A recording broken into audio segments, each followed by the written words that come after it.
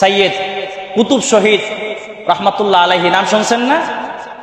মিশরের তখনকার বাদশাহ তাকে গ্রেফতার করলো। অপরাধ ছিল কি?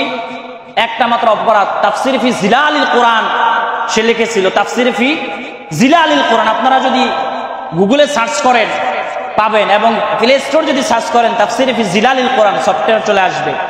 তো এই তাফসির ফি জিলালিল কোরআন যিনি লিখেছে সৈয়দ কুতুব শহীদ রহমতুল্লাহ আলাইহি, তিনি এই কিতাব লেখার কারণে তিনি এই ইসলামী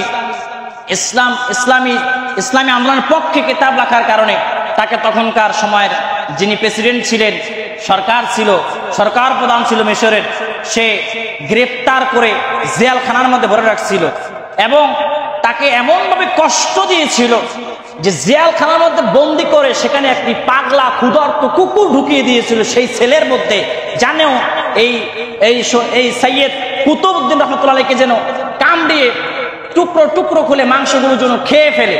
এই পাগলা কুকুরকে যখন সেই সেলের মধ্যে ঢুকিয়ে দেওয়া হলো, কিছুক্ষণ পর, কয়েক ঘন্টা পর সেই সরকার, সেই প্রেসিডেন্ট ডাক দিয়ে বলেছিল, দেখো যে কুকুরে কুকুরে কি অবস্থা করে, নাউজুবিল্লাহ পড়েন, মানুষকেও কুকুর বানিয়ে ফেলছে।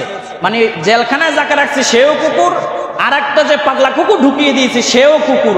গিয়ে দেখো দুই কুকুরে কি করে। এখন যাকে পাঠাইছে দেখার জন্য সে যায়া দেখে যে সৈয়দ কুতুব শহীদ রহমতুল্লাহ আলাইহি জায়নামাজের উপরে সেজদায় লুটিয়ে পড়ে আছে, আর পাশে পাগলা কুকুরটা বসে বসে পাহারা দিচ্ছে। জোরে বলেন সুবহানাল্লাহ, আরো জোরে বলেন না সুবহানাল্লাহ।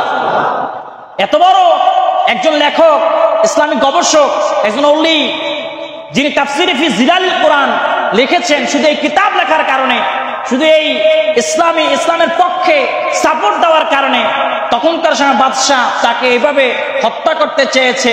বাদশাহ শেষ পর্যন্ত তাকে বলল যে তুমি আমার কাছে মাথা নত করো, তুমি আমার কাছে ক্ষমা চাও যে আর কখনো এরকম বই লাগবে না, কিতাব লাগবে না। তখন সৈয়দ কুতুব শহীদ রহমতুল্লাহ আলাইহি বলেছিল যে আমি মাজলুম হয়ে কোনো জালেমের কাছে মাথা নত করবো না, প্রয়োজনে ফাঁসির মঞ্চে চলে যাব, ফাঁসি হবে, ফাঁসির রশি আমি গলায় নিতে রাজি আছি, তারপরেও তোর মতো জালেমের কাছে মাথা নত করতে রাজি না। আল্লাহু আকবার বলো। কাকে বলে ধৈর্য ক্ষমতা, কাকে বলে ইমানি পাওয়ার। আমাদের মধ্যে এইভাবে ইমানি পাওয়ার জজবা তৈয়ার হতে হবে। প্রয়োজনে আমরা ফাঁসির মঞ্চে যেতে রাজি আছি, প্রয়োজনে ইসলামের জন্য জীবন দিতে রাজি থাকবো, বাতিলের কাছে তাগুতের গোলামি আমরা করতে রাজি নাই। ঠিক কিনা জোরে বলে? কে কে ইসলামের পক্ষে থাকতে রাজি আছে? ডান হাত তুলে লাগে দেখায় দাও।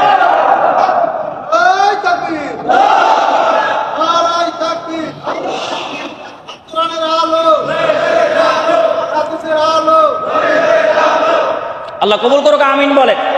আরো জোরে কান আমিন। আল্লাহ রাব্বুল আলামিন আমাদের সকলকে ধৈর্য ধারণ করার তৌফিক দান করুক, আমিন।